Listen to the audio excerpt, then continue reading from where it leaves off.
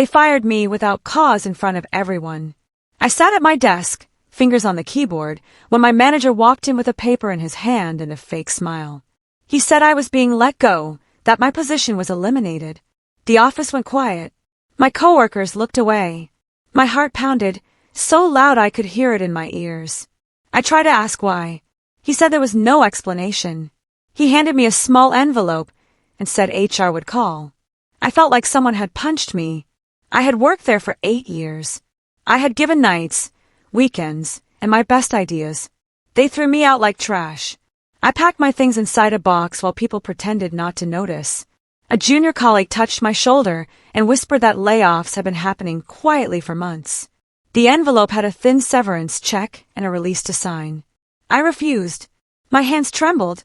My phone buzzed with a message from my friend, asking if I was okay. I stood still. Then I saw something on my manager's desk. A folder with a logo I recognized and numbers that made no sense. It looked wrong. I slipped the folder into my box when no one watched. On the way out, the receptionist said, "Good luck, Gina." I walked out under a sky that felt like someone had closed a lid on me. I was furious. I promised myself I would come back and make them pay, but not with hate. I would make them fail, honestly, by truth and cleverness. I had to find out why they fired me, and I had to keep the folder safe. I went to my tiny apartment and sat on the floor with the folder on my knees. The apartment smelled like coffee and old books. I opened the folder and my breath caught. Inside were spreadsheets, internal emails, and invoices. There were notes about contracts that never existed. Someone had been moving money to shell companies. My name was not in the documents, but I found entries that showed projects I had led with numbers shifted to hide losses. The dates matched the times I had raised concerns to my manager. He had marked my reports, noted, and ignored them. One email showed an executive whispering about cutting photography and reassigning roles. Another showed a transfer to a company with no address. I copied everything on my phone and made 3 backups. My hand shook as I typed. I thought of going to the police. I thought of suing. But I knew the company had deep pockets and lawyers. Going straight at them would bury me. I needed a plan that would protect me and expose them in a way the public could see. I needed allies. I remembered a name, Mila, a former colleague who had been fired 2 years earlier. She had started an independent blog about corporate fraud. I texted her the folder photo and a short message. "We need to talk. Urgent." Her reply was fast. "Come now. Bring everything." I grabbed my keys and left. The first twist was already there. The folder contained a coded memo that hinted at a fake charity funnel. If true, the stakes were bigger than I thought. Mila's studio was a small room above a bakery. The smell of fresh bread mixed with old ink and electronics. She opened the door in a paint-splattered sweater and hugged me like I was the last person on earth. We spread the documents on her table. She clicked through the emails and made a low whistle. "This is big," she said. "This is not only fraud, it is theft from clients." Her eyes sharpened when she saw a mention of client funds being routed to offshore accounts. She said she could trace the transfers if we followed the chain of invoices. We worked late into the night. Mila had a knack for patterns. She found a recurring vendor with a fake address. She mapped the shell companies and traced payments through tiny, nearly invisible fees that masked large losses. Each discovery made my stomach knot. I felt both vindicated and terrified. If I was right, the company had been cooking books for years. We decided to move carefully. Mila suggested we gather proof that would stand up under scrutiny and reach out to a financial journalist she trusted. "We need someone who can take this public in a way that can't be buried," she said. I agreed, but before we could reach out, Mila found a photo embedded in the emails. It showed our CEO at a gala, holding a check and smiling. The date matched a supposedly empty account. The twist hit us. This was not just numbers. There were faces, events, witnesses. Someone at the gala might talk. We needed a plan to get that person to remember. The next morning I went to the gala venue. It was a charity fundraiser space downtown.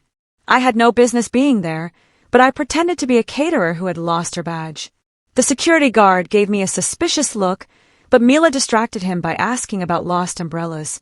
Inside, the chandeliers sparkled, and important people laughed like money made them invincible.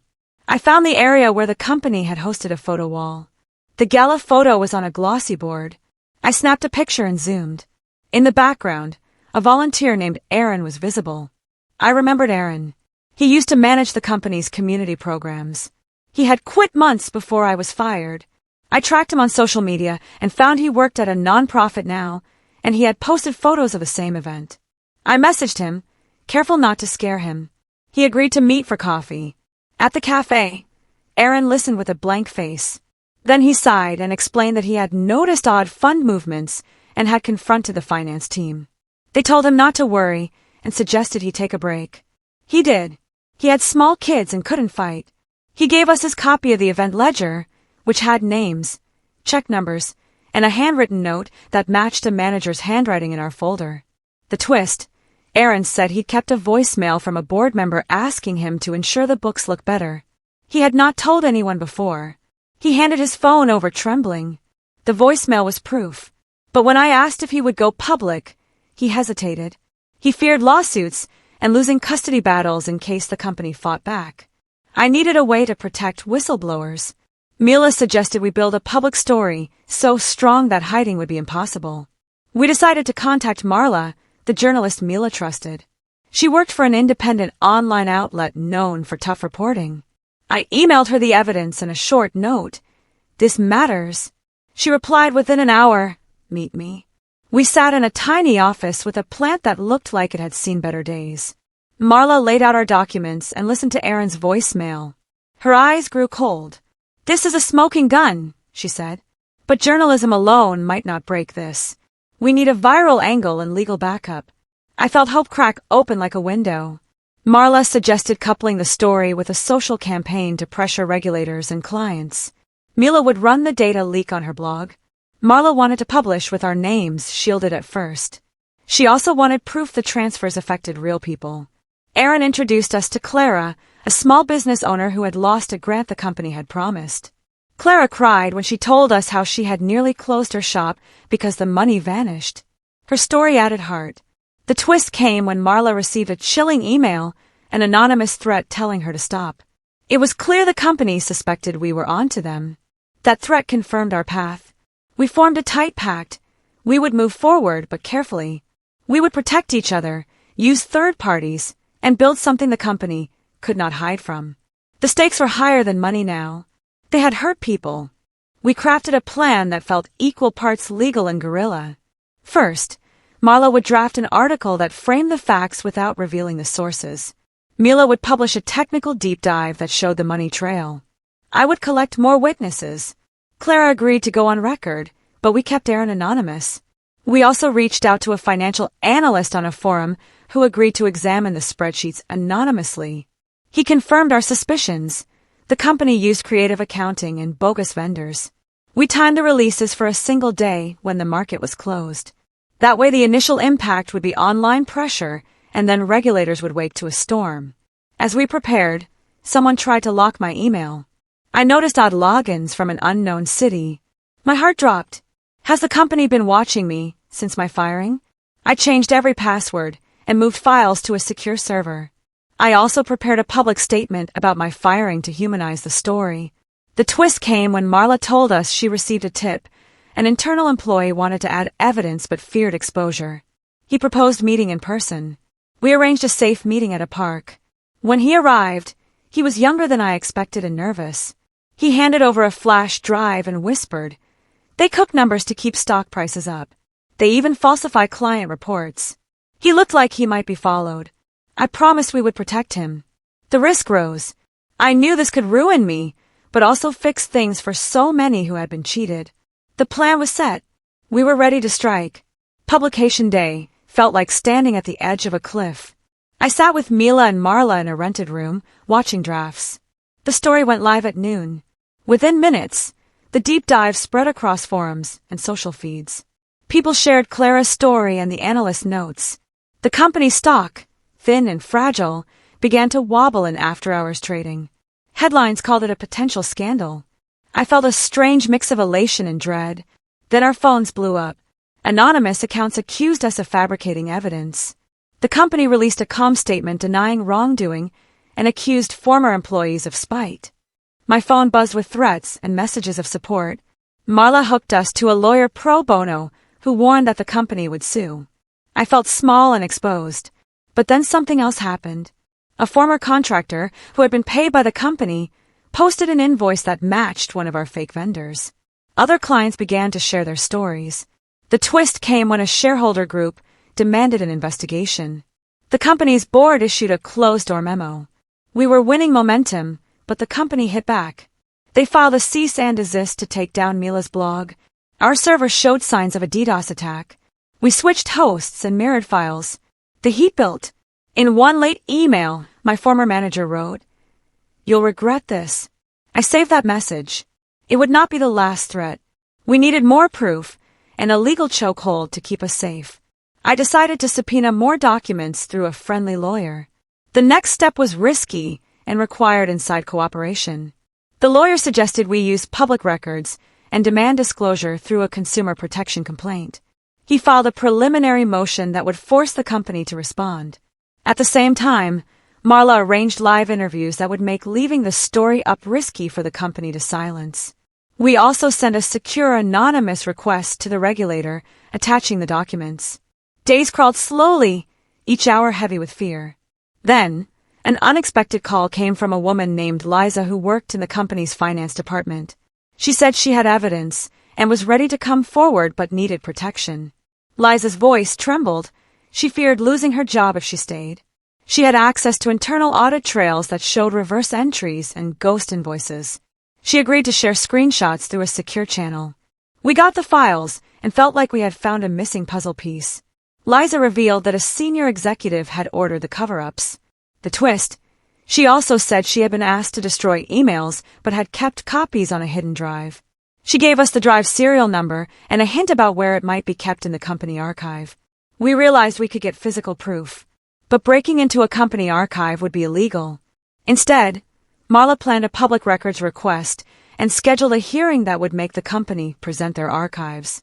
If the drive existed, we might force it into the record. The stakes were now legal and public. I felt the adrenaline. We were close. At the hearing, the company sent slick lawyers who tried to discredit us as angry ex-employees. Their lead counsel said we had motives to lie. But Liza's testimony, given under whistleblower protections, surprised everyone.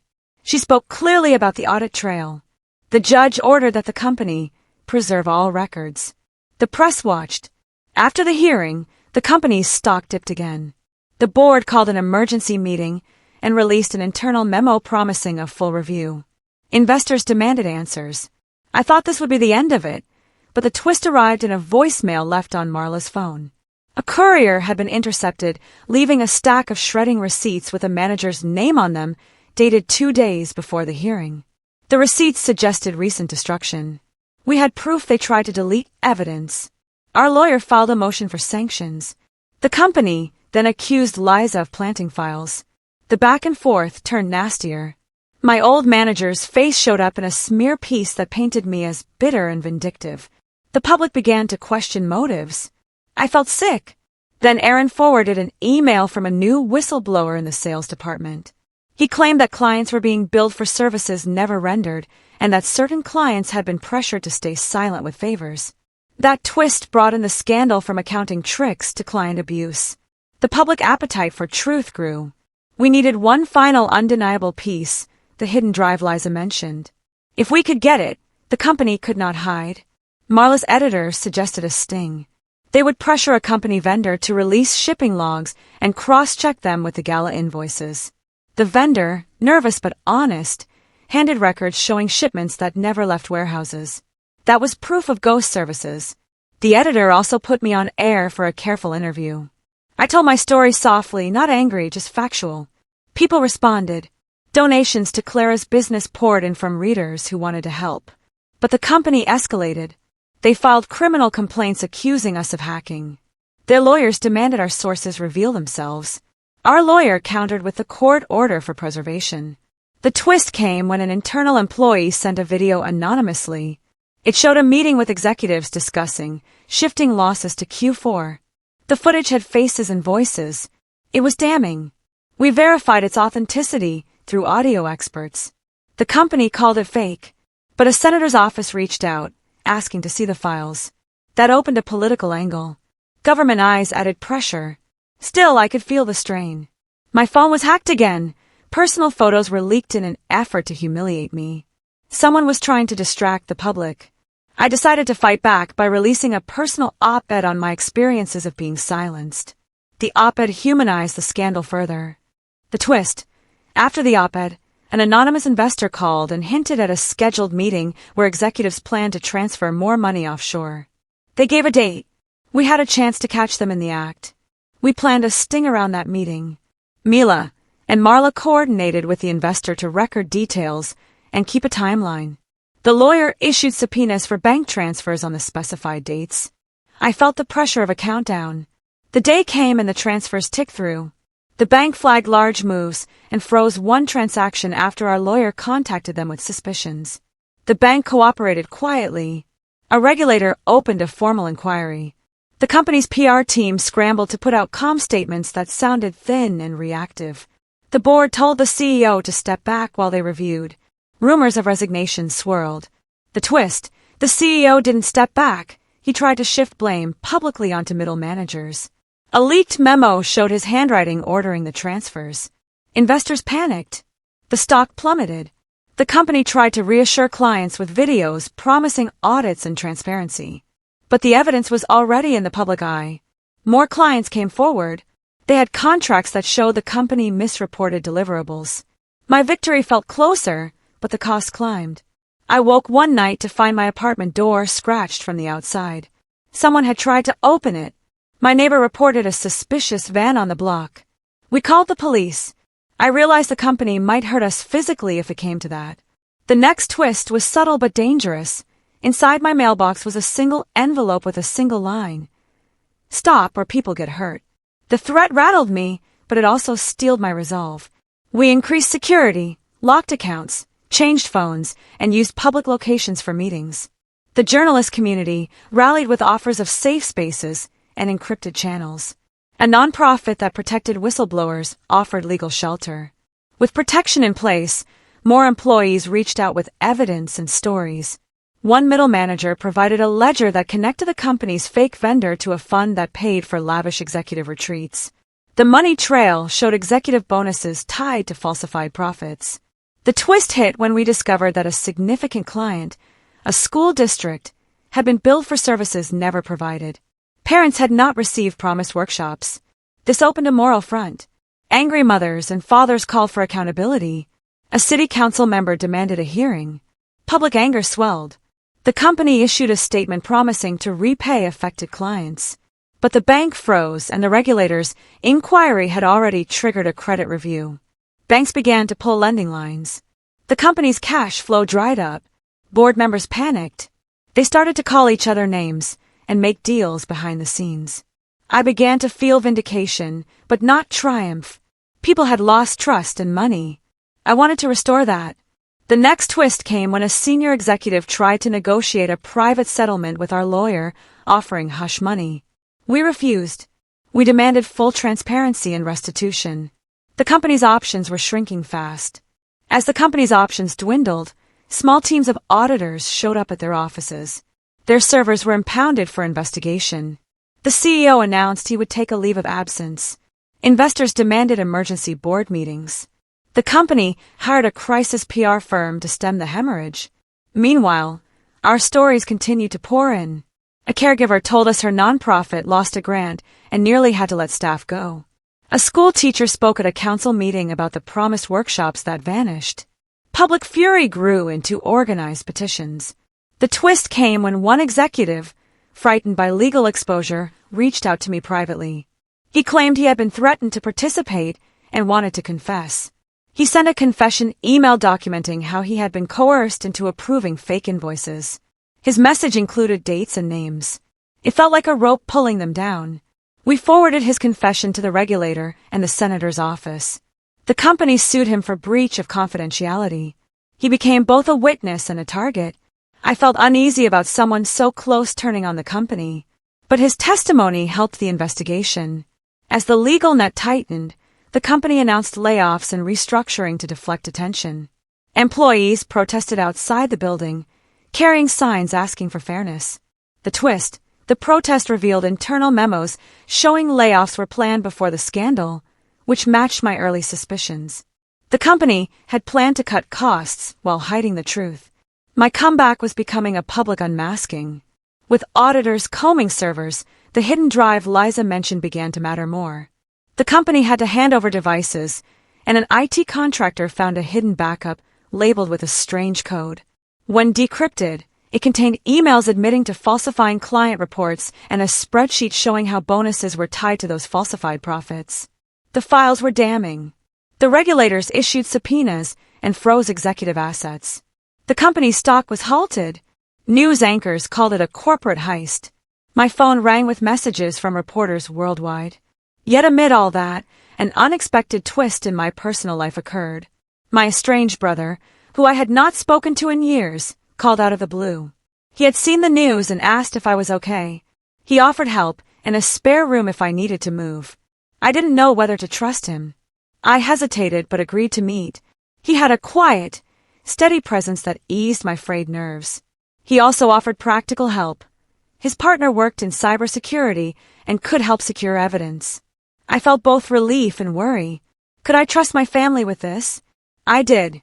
The cybersecurity help revealed that someone within the company had attempted remote access to my accounts from an executive office. That evidence was forwarded to prosecutors. The twist tightened.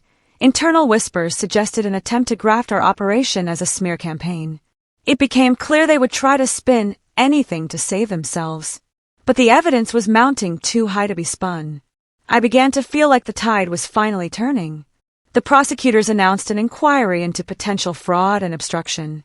The company's legal team scrambled for a plea arrangement to save some executives. The news cycle accelerated. I found myself appearing on panels, not as a loud victim, but as someone who had watched a system betray trust. People reacted with compassion. Donors started to set up funds for affected clients. Small businesses received emergency grants. It felt like a repair. Yet the company was not done. They launched a counter-campaign accusing the journalist and us of manipulating data. They hired a counsel who tried to cast doubt on the chain of custody of the driver. The twist came when the auditor who originally flagged irregularities came forward publicly in a live hearing. He explained the technical details in plain language, making it clear the alterations could not have been fabricated by us. The judge allowed the driving evidence. The CEO resigned under pressure. The board ordered an independent inspector to identify who knew what and when. The company's credit lines were pulled. Executives' reputations crumbled. But there was another problem. Mid-level employees who had been unaware of the fraud were now jobless and angry. I felt responsibility for that fallout. I decided to push for a restitution fund to help those harmed, not to punish all staff. This softer stance surprised some supporters, but it felt right. The twist here was moral. Revenge was not just about punishment. It had to be about making things right. I raised my voice for fair outcomes. The independent inspector's report was scathing. It named several executives and painted a picture of systemic deceit. Regulators issued fines, and criminal referrals were made. The company filed for bankruptcy protection while lawsuits and claims were sorted. The media called it a downfall. But the twist was painful. The bankruptcy filing allowed some executives to protect assets and complicated restitution for clients. We had to fight in court to unfreeze certain accounts that would pay victims. That required relentless legal work. The senator's office intervened, helping to push funds to a temporary relief pool. Meanwhile, a group of affected clients formed a coalition and demanded a public hearing. They wanted apologies and reparations. They wanted names. In court, depositions revealed an ugly culture of silence and pressure. My former manager's testimony began to unravel when records contradicted his claims. He denied involvement and blamed upper management. The truth that had once felt like a glowing thread now became a stubborn rope pulling the company apart. As we won legal battles, I felt weary. My life had turned into courtrooms, interviews, and nights of planning. But then, a lighter twist arrived. Readers who had followed my story started a local repair initiative to help Clara's shop and other victims recover. Practical, small kindnesses rebuilt neighborhoods. That felt like real victory, grassroots recovery after corporate damage. The fight was not over, but the world had begun to heal. As legal proceedings continued, more hidden dossiers surfaced. A former board member leaked minutes, showing the board had been warned months earlier. The leak caused outrage. The twist: some board members claimed not to remember the warnings. But the minutes were clear. Regulators pressed charges for neglect. Meanwhile, I received a strange email from someone claiming to be an old investor who had warned the company about risky accounting years before. He felt guilty and wanted to help. He provided documentation showing he had tried to alert them and been ignored. The pattern showed systemic failure, not just a few bad actors. The public narrative shifted from a single scandal to a culture of greed. Protests grew louder. The bankruptcy proceedings revealed that the company had assets tied to real estate and contracts that could be sold to pay victims. We pushed to prioritize client restitution. The twist here was legal strategy. The company's lawyers tried to hide assets in subsidiary shells. But auditors uncovered transfers to related parties. That discovery led to a seizure of some assets. The judges were angry. The courtroom became a place where small business owners told their stories with raw honesty. Their testimony moved others. The scale of harm became clear. I felt vindicated, tired, and oddly peaceful. I had wanted to make them pay, but seeing clients get back on their feet felt better than revenge. The courtroom drama continued, but the momentum was with justice. Months passed. The company was in a legal tangle. Some executives faced criminal charges. Some went into hiding. The bankruptcy plan proposed a payout that would cover a portion of losses. It was not perfect, but it was something. The twist arrived when a large client, seeing the damage to its reputation, chose to publicly sue for full damages and release company emails that made global waves. International regulators began inquiries. The case became a cautionary tale across industries. I started getting invitations to speak about corporate ethics and whistleblowing. I declined most, preferring small community events. The media attention mattered, but I wanted real change. I worked with nonprofits to design better safeguards for clients and employees. The twist that warmed me came from Aaron, who had quietly started a nonprofit helping small businesses recover lost funds. He said he was using part of the donations and our public momentum to help. Seeing him lead was a reward. Meanwhile, the prosecution secured indictments for several executives. They faced trials. The court hearings were brutal and public. Watching them held to account felt like closure. Yet I never enjoyed anyone's ruin. I wanted justice, not revenge. The company's brand was destroyed, its assets liquidated, and clients began to get small checks. The world seemed steadier. But the final twist of the legal saga remained. Would the bankrupt estate pay enough to truly restore everyone harmed? The bankruptcy court approved a settlement framework that prioritized clients and whistleblower protections. It was painstakingly negotiated, with input from many of us who had fought for fairness. The twist here was compromise. Some creditors had to accept losses, but victims began to receive payments. The process dragged on, but it felt like repair. I learned to handle the media better, to speak calmly about accountability. People wrote to me with stories of how the coverage had saved their businesses. That humbled me. Yet the company's collapse left a void in the industry. Competitors tried to fill the gap. Some did it honestly, others repeated old tricks. I used my platform to push for stronger regulations. A bill inspired by our case gained traction in the state legislature. It proposed tougher oversight and protections for client funds. The twist: lobbyists fought it. Corporations pushed back. But public opinion mattered. The bill moved forward slowly. I testified at hearings with Clara and Aaron. We spoke not as crusaders, but as citizens. The hearings were emotional. Legislators listened. For the first time since I was fired, I felt like I had helped change something big.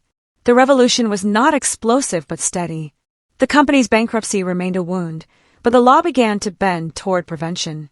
That kind of change felt like the most satisfying revenge, stopping wrongdoing before it could happen again. The trials of the indicted executives began. Evidence from the drive, emails, and depositions painted a vivid picture. Lawyers for the defense tried to pin blame on culture and miscommunication, but the transcripts and confessions were damning. The twist in court was a surprise witness, an internal auditor who had been paid off to stay silent. He broke down on the stand and admitted his role. The judge's face hardened. The jury began to see the human cost. Guilty verdicts followed. Some executives faced heavy fines and prison terms. The courtroom buzzed with relief. After the verdicts, I sat in a small community center where victims gathered to receive reparations. They clapped when the checks were handed out.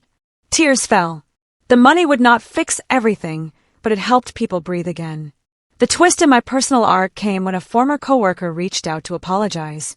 He had stayed silent out of fear. He told me he had admired how I had held my ground. I forgave him quickly. Holding on to anger felt heavy. Forgiveness felt light. The trials concluded with sentences that matched the crimes. I felt satisfied but not triumphant. Justice had its own tests. I began to think about the future beyond the case. I wanted to build something that helped others avoid my fate. With the trials over, I channeled my energy into building an organization to help whistleblowers and small businesses. Mila became our technical lead, Aaron ran outreach, and Clara helped with community programs. We started a nonprofit that provided legal counsel, cybersecurity, and small emergency grants. The twist was how quickly it grew. Donations poured in, partly from readers and partly from former clients grateful for help. We hired a small team in offices. We taught people how to spot signs of fraud and what to do when they suspected wrongdoing. The nonprofit also published guides and workshops. I found meaning in this work that went beyond revenge. Yet the past sometimes reached into the present. My former manager faced trial and sent a final letter blaming me for everything. I read it and felt sorrow for his choices. The twist of life showed me that people could change or harden. I focused on changing systems. As our nonprofit grew, we also worked on policy, consulting with legislators drafting the new law. The bill passed the state assembly with bipartisan support. That victory felt like a true comeback. I had turned being fired into a force for good. Still, one last twist lingered. The company's bankruptcy estate appealed certain decisions, and the legal fight could drag on. But the world had shifted. Years later, the state law stood as a model for other regions. Our nonprofit helped thousands. I gave talks, not as a celebrity, but as a teacher. The twist here was the private joy I found. My brother and his partner became close parts of my life again. The trauma softened into memory. I kept the folder I had taken on the first day in a safe, a symbol of the start of everything. The company's brand was gone, yet the people and clients remained. Some rebuilt stronger businesses. Others moved on. I visited Clara's shop, which now had a new sign and busy windows. The children from the school who had missed workshops were back with new programs funded by the restitution pool. That practical recovery felt like true triumph. But life does not end neatly. The twist came when a new startup in the industry adopted the very safeguards we had fought for and invited me to consult. I accepted. It felt like the circle closing, from harm to reform. I still remember the hate and fear. I still remember the threats. But the fear had turned into responsibility. The narrative that began with a cruel firing had become a story of repair and prevention. I had not sought revenge for the sake of ruin. I had sought justice and protection. One afternoon, a reporter asked me if I felt vindicated. I said that vindication was not the point. The point was that things changed. I explained how the law, the nonprofit, and community care mattered more than a headline. The twist then came in a small, private moment. I received a letter from an elderly woman who had received a small payment that saved her home. She wrote about how our efforts had kept her family together. I sat on my stoop and cried, the first real tears of release. The past tension eased. I realized that my fight had ripple effects far beyond our initial anger. People had jobs, schools had programs, and trust had been rebuilt inch by inch. The nonprofit continued to grow, but we stayed humble, always remembering to center victims. The twist in my relationships was gentle. I reconnected with former colleagues who had supported me quietly. We met for dinner and laughed about old office foibles. The world had not become perfect, but it had become more honest, at least in some corners. I felt content. My comeback had not bankrupted anyone to satisfy my ego. It had bankrupted a scheme that preyed on trust and made room for better things. The final legal appeals faltered. The courts upheld the convictions and restitution orders. The bankruptcy estate finished distributing assets for victims. Some executives served time, some paid fines, some faded into obscurity.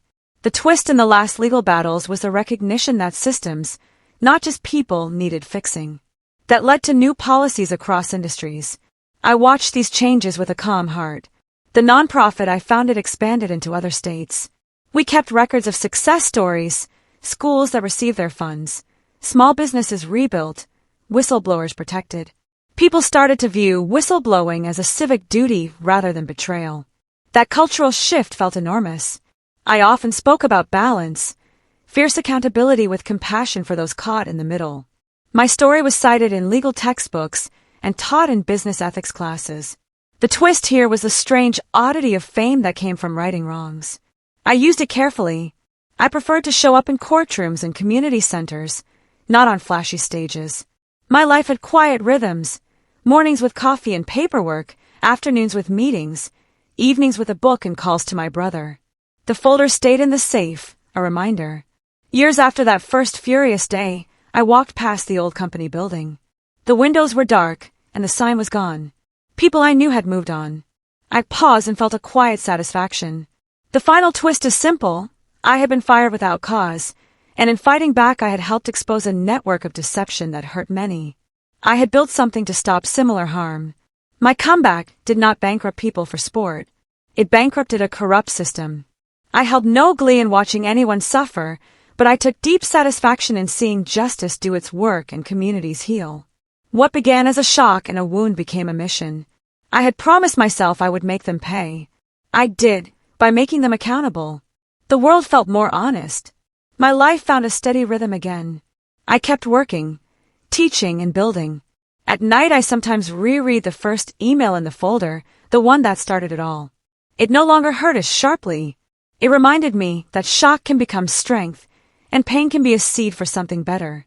I smiled, went home, and slept peacefully, knowing I had stood up and changed things for the better. If you enjoyed this story, please subscribe to my YouTube channel and tap the bell to get notified the moment we drop a new story, and don't forget to like the video to help others find it.